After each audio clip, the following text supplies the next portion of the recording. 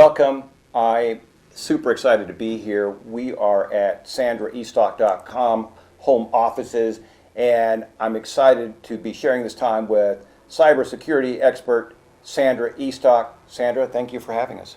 Thank you for being here. So excited to be with you.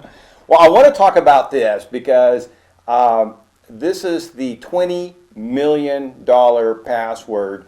And this is something that you brought to my attention. I think it's an incredible story. So talk about what happened to this $20 million business. Oh yeah, absolutely.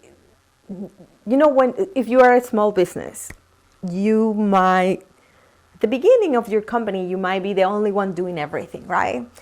So you create your website and you are the admin of the website, and then all of a sudden your business start growing and growing and growing. So this happened to one small business recently, that he forgot about that admin account that he created 20 years ago. Now his business is a over $20+ million business. But forgetting about that account that was not obviously a strong password, was super easy to guess, that led cyber monsters to hack that website and cripple his business, and all of a sudden all the services completely affected, and the company had to overnight just lose $20 million. I mean, that's a very expensive password for sure. And what is the lesson at the end is, you know, I believe in a password manager. I believe that we can have tools that allow us to remember things, because it's, right. Who can remember, you know, how many passwords on average we manage? Guess what number is that? I would say something like 6. No, 100. No. Yes. Wow. On average, On we average. all have 100 passwords. I have 200, but on average, we have 100. I mean, that's insane. Who can remember 100 passwords? Right. Nobody. So that is why it's so important for you to have a tool that allows you to have a password that is different. Listen, it's not writing the same password and changing the last digit. That does not count.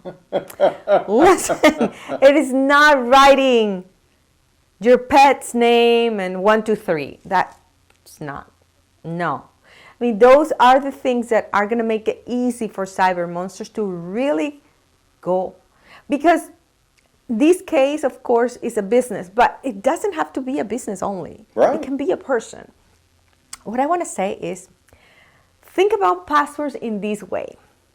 Think about passwords as the string of characters that separate a cyber monster from your bank account.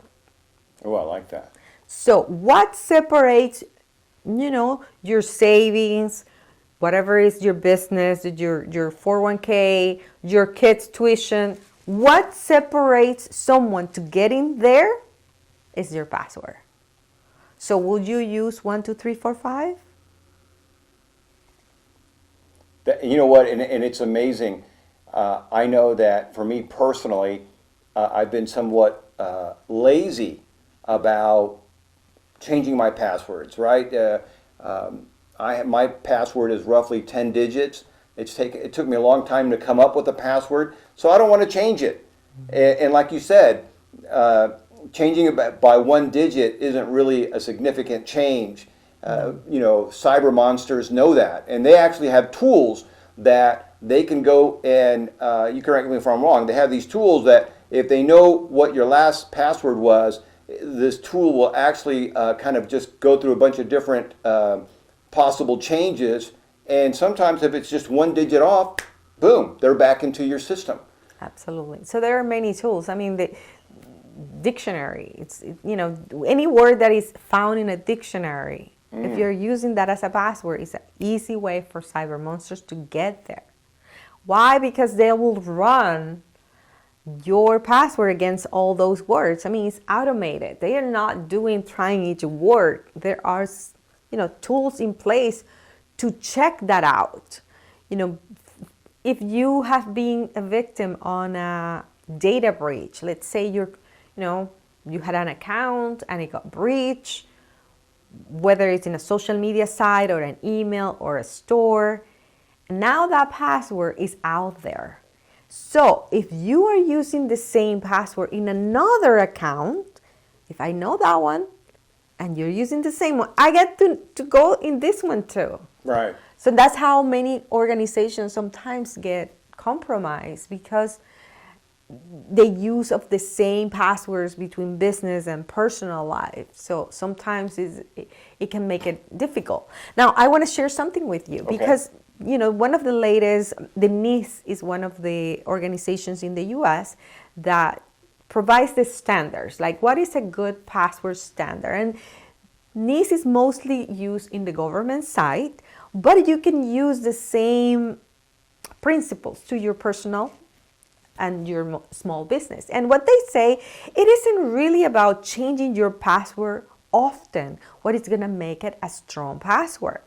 What is more important is, first of all, that you don't use the same password everywhere. And everywhere, like it's the same password for your bank, for your email, for your social media, because if you get hacked in one account, all of them will be compromised. So having a different password matters. And then the second one is more important, for you to have a unique password, something that you cannot easily find in a dictionary, something that is not in your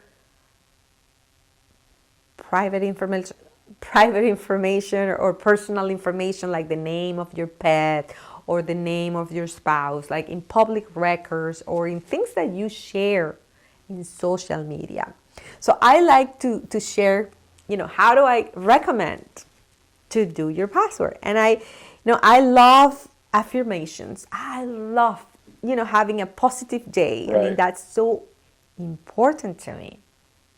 So what I do is I use my password to give me that. So I create a long phrase and I replace numbers and characters. Now, because I use a password manager, I just remember one password, that's it. And all the other passwords are auto-generated by the password manager.